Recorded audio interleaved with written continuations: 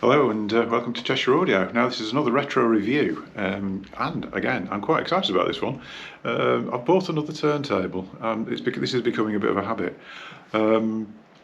Just a bit of sort of story to this. 30-40 years ago, I've sort of mentioned this before really, there was sort of three key turntables. There was budget end, you had the Dual 505, which we did a review of recently. Then we got the Rigger 3, which we all know. And then Sondek, which did a review of. Some people were very angry about my review of the Sondek. I think they got the wrong end of the stick. But anyway, they were the main three. They were the sort of three iconic decks that everybody sort of aspired to. And there was a lot of all the brands out there that were sort of kind of almost ignored. And it was a bit of a shame really. There was some really good stuff out there that kind of got ignored. Particularly between Planer 3 and Sondek, and there was a whole host of decks that used similar principle to the Sondek, the 3-point suspension, you know, the wooden surround and all this sort of thing. I was just trying to think, there's the Acoustic Research, the AR Legend, there was the CJ Walker deck, the Fonz, the brain's going now, whatever, oh, the Haybrook TT2 system deck, did I just say system deck? What else? There was a whole host of turntables. Oh, Thorens, obviously. I mean, Thorens made quite a bit of headway, actually. They were quite well regarded, Thorens. But there was almost too many models. There was there isn't really one that people sort of perhaps want the 150 and the early 160 possibly. But there was a lot of models of Thorens. Some were good, some were not so good. So they didn't quite make the same headway that the big three did. My favourite from that time, and I'm probably slightly biased because my first proper turntable was what we're going to talk about, it's the Ariston RD80. And the Ariston RD80 was an absolute bargain. It was, I think, £180 without arm in the early 80s, at the time when a Rigger 3 was 148, including an arm, and a stopwatch Sondek was 343, I think, without an arm. So by the time you put an arm on the Ariston, it was about, what would it be, about £250. So £100 more than a Rigger 3, but still probably a couple of £100 cheaper than a Sondek. But anyway, let's have a look at it. It's an interesting turntable, and I think it's a bit of a shame that it's kind of largely forgotten about. So I'm going to set the camera up and let's have a look. So here we go, this is my new purchase. I have seen this before actually. I think I refurbished this for a chap a couple of years ago, and I think it changed. He's sold it on after that, and the guy who bought it has recently traded it in with me again, so it's sort of come full circle. Really good condition actually this. It's, apart from the lid, it's got a few little knocks in it. The actual deck itself is in really good condition, very little wear on it. It's an original as well. It's an original 80, not the 80SL. The one I had so many years ago was an 80SL, and the SL was slightly different, which I'll go into in a minute. But what I'll do, I'm just going to take the lid off, just so we don't get the shadows across it while we're having a look. Okay, that's better. Yeah, I mean, apart from the lid having a few knocks in it, the only sort of sign of any age on this really is that the badge has lost its silvering on the top, so it's not as easy to read now. I mean, I could probably just dab on a bit of silver paint there, but that probably would make it look worse in reality. I don't think a bit of patina really matters. We can label it under patina. But yeah, really good condition otherwise. Bearings good, the tone arm bearings are good. Bounces well. I mean, it's still, like I said, I set this up. Yeah, it's good. Set this up a couple of years ago, and it's held its setup. And I seem to remember when I actually had it in the first time around that it was bouncing well. It just dropped a bit really. One thing I would say about the Ariston is it's a pig to work on, because the actual base, I don't know if you can see it there. This base, it's quite a considerable component. So everything under the sort of level of the wood there is the base, and sort of to set it up you have to take the entire base off.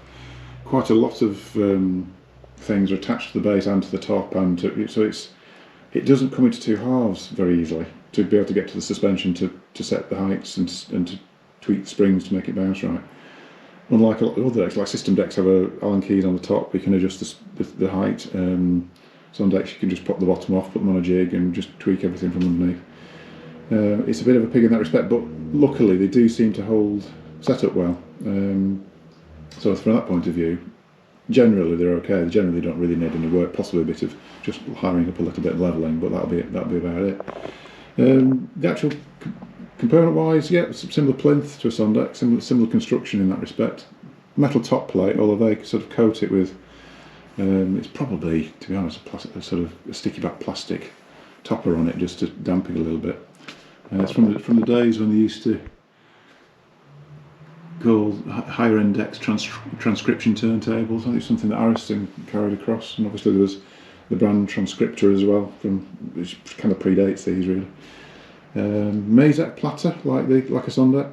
I'm just going to stop the camera a second. I'm just going to take the platter off and just show you what's going on underneath.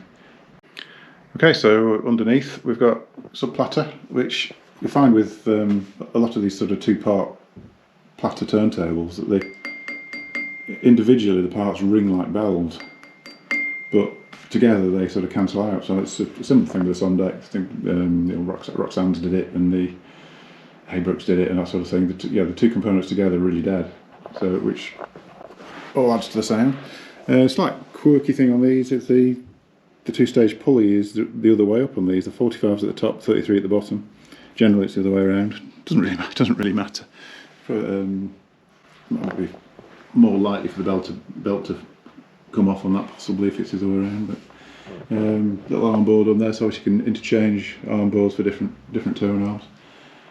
Yes, like I said before, Limb Basic Plus on this, which Basic Plus is the one that has the fixed head shell, not the standard Basic has a removable head shell. There's a little Allen bolt there, and you can just remove the head shell.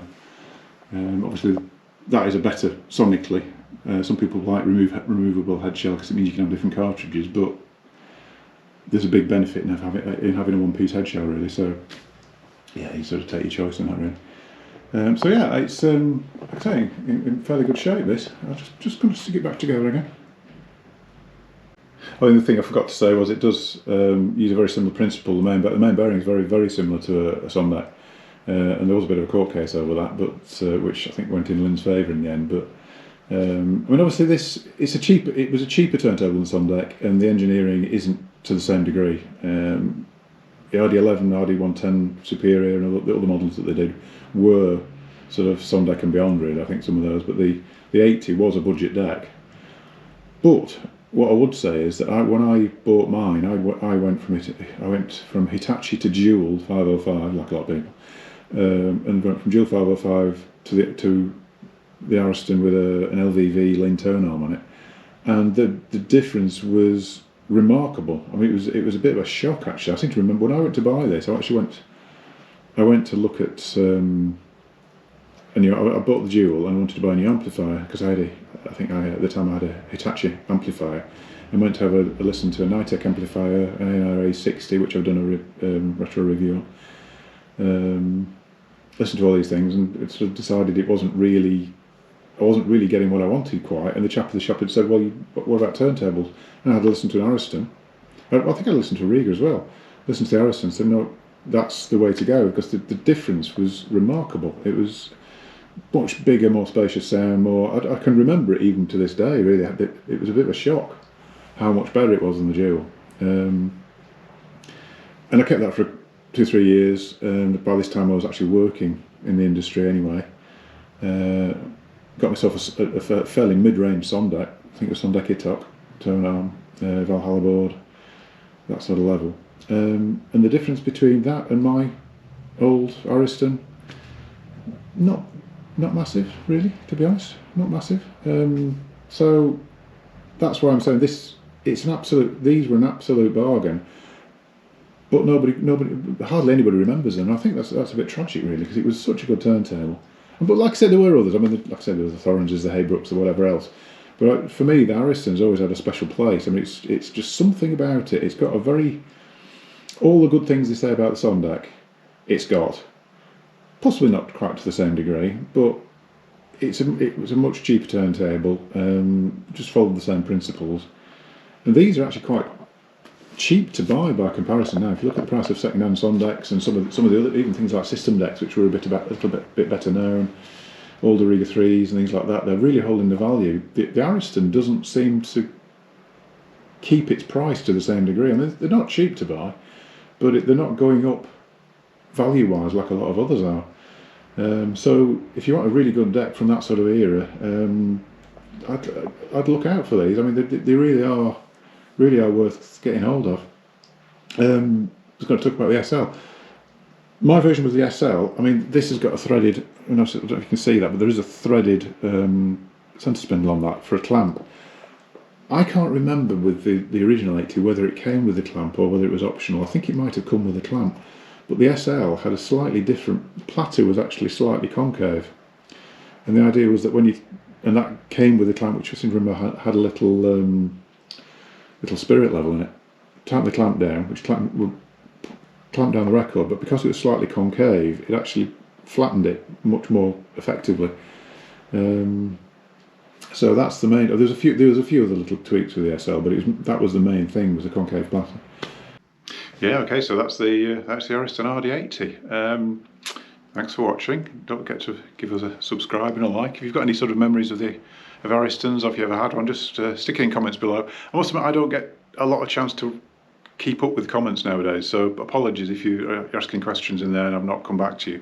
I'm getting loads now and I really can't keep up with it. The best way, if you've got a direct question, if you just email me using the email address at the end of the recording.